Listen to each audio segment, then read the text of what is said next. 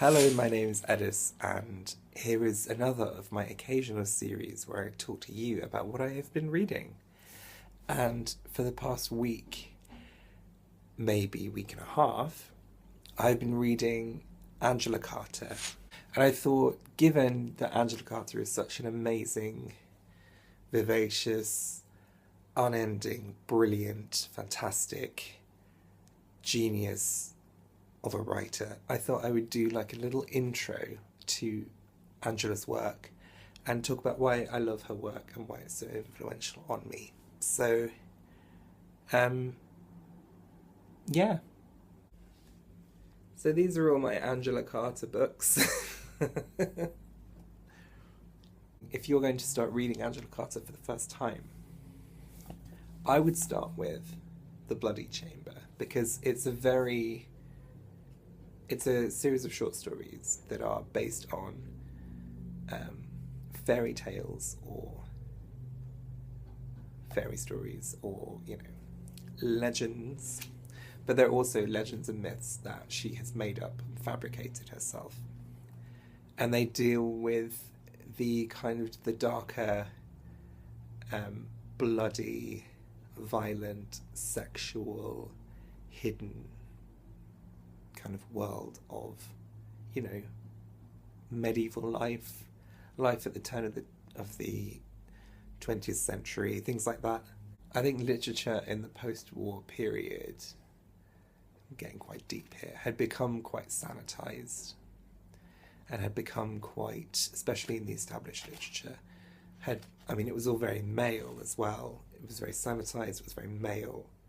And what Angela did was she took the myths and the folklore that was in the air around her, and she took those stories and themes and injected her own kind of marvelous sense of adventure and fun, but also horror, blood, and violence.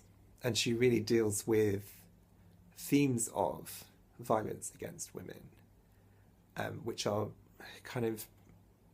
exist in practically every fairy tale you can think of. She deals with those and makes those very clear. It makes you reflect on those stories that you were fed as a child and that you maybe shouldn't have internalized. So yeah, I would recommend reading that first, just because there's like a Beauty and the Beast style story in here. Little Red Riding Hood, Puss in Boots. I'd recommend, if you want to start with a novel, I've got 3 options for you. So I don't know whether it's her most famous novel, but her first most famous novel is The Magic Toy Shop, which was probably the first novel of hers that I did read, just because it has the reputation of. And this is it's a really beautiful novel that deals with all of those themes of magical realism and the themes of kind of subverting expectations of reality.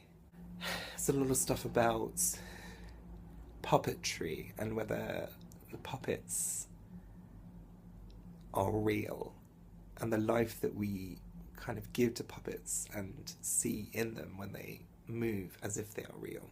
And that's something that she deals with in a lot of her work. So I'd recommend starting with that. It's just a beautiful novel. Another one that's very famous is Nights at the Circus. This is just a fantastic, beautiful kind of romp across starting in London, going across Europe, travelling in a circus, following the life of the protagonist, who I think she's called Feathers, who, as you can see from the front cover, she sprouts wings and then travels in a circus performing with these wings And it's just absolutely stunning and beautiful, and I just love it. So a third option is Wise Children. I love this book so much. I think it's because I think you always end up loving novels when you read them at the right time, and when they kind of give you something that in your daily life you've lacked. And I read this at a time where I think I needed a bit more kind of adventure and magic. And this book, it's her way of kind of working through all of the interests and love she has for the theatre and Shakespeare. It's about these twin performers. What are they called? The Chance sisters. Oh my god. It's about these twins called Dora and Nora Chance. And they're kind of like illegitimate daughters of this incredibly famous like Shakespearean actor.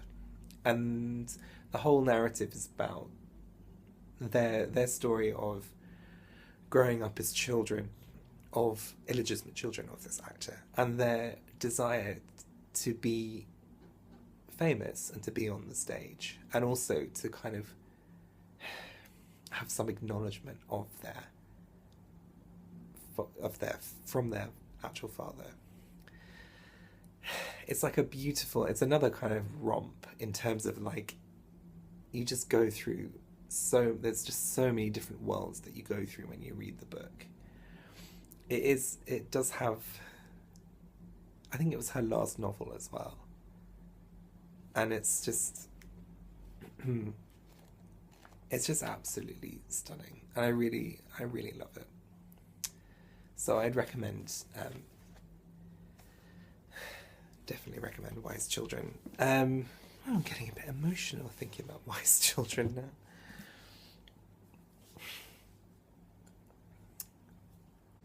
So,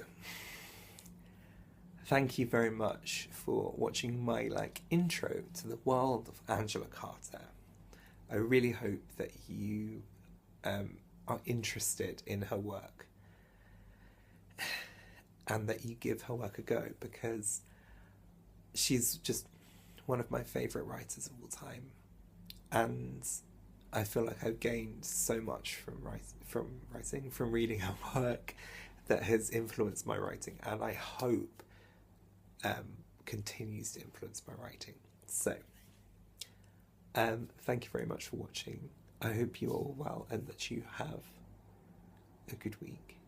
And let me know what you've been reading, and if you think I would like it, let me know. Okay, bye!